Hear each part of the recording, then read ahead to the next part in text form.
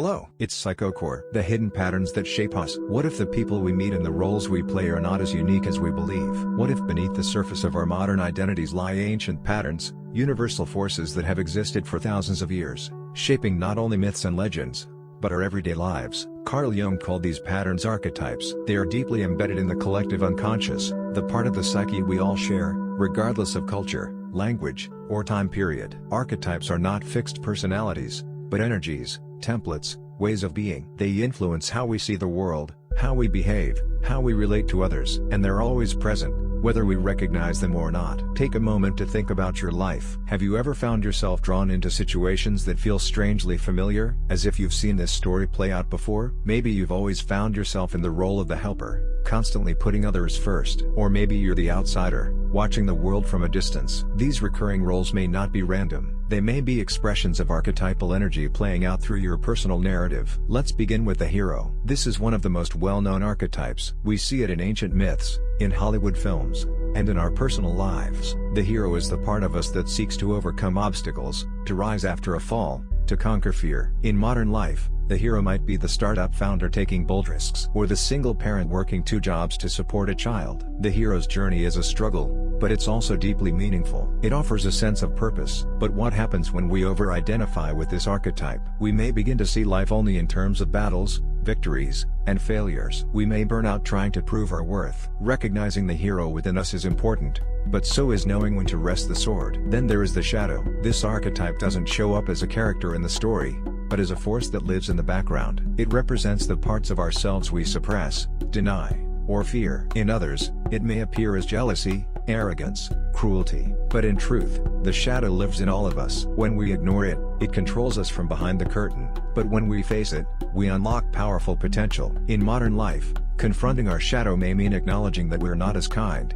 selfless, or innocent as we wish to appear. It may mean admitting to feelings of envy, fear, or rage. It's uncomfortable, but it's also the first step toward authenticity. Another important archetype is the caregiver. This figure nurtures, protects, and supports. In traditional stories, it might be the wise elder, the healer, or the selfless parent. Today, the caregiver shows up in nurses, teachers, therapists, and anyone who dedicates themselves to the well-being of others. But this archetype also carries a shadow. When taken too far, caregiving can turn into martyrdom, codependency, or resentment. When we recognize the caregiver within us, we can offer compassion to others without abandoning ourselves. And then there's the trickster. This is the force of chaos, disruption, and transformation. The trickster is the one who breaks rules, questions norms, and exposes hypocrisy. It may seem like a troublemaker, but the trickster often brings necessary change. In modern life, the trickster might be the comedian who uses humor to reveal truth, the activist who shakes up the system,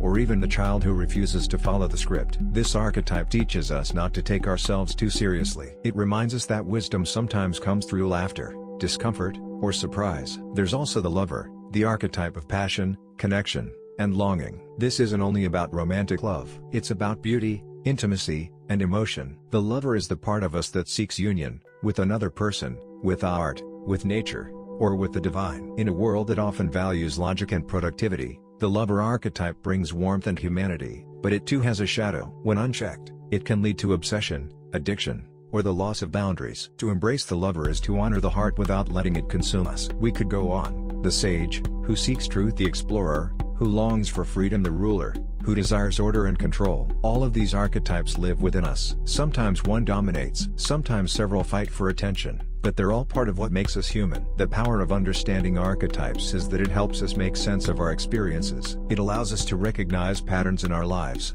not as failures or accidents, but as stages in a larger story. When we're aware of these forces, we can step out of unconscious repetition and into conscious choice. We can ask, am I acting from my authentic self, or am I caught in a script that no longer fits me? Archetypes also help us understand others. Instead of seeing someone as simply difficult or strange, we might see them as expressing a particular archetype, one we've perhaps rejected in ourselves. The arrogant boss might reflect our denied ruler. The chaotic friend might carry our ignored trickster. Relationships, then, become mirrors for self-awareness. In a sense, modern life is full of mythic potential. Though we no longer gather around campfires to tell stories of gods and monsters, we still live those stories every day. Our offices, homes, cities, and screens become new stages for ancient dramas. Archetypes don't belong to the past. They are timeless, and they are alive in us, right now. But here's the most empowering part. When we become aware of the archetypes influencing our lives, we don't have to be controlled by them. We can dance with them, dialogue with them, even reshape them. We become not just characters in the myth,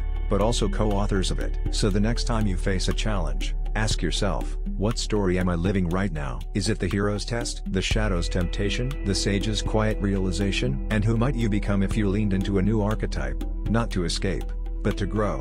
Because in the end, life is not just something that happens to us. It's something we participate in, consciously or unconsciously. And through the lens of archetypes, we can begin to see ourselves not as fragments, but as complex, living stories, unfolding one choice at a time.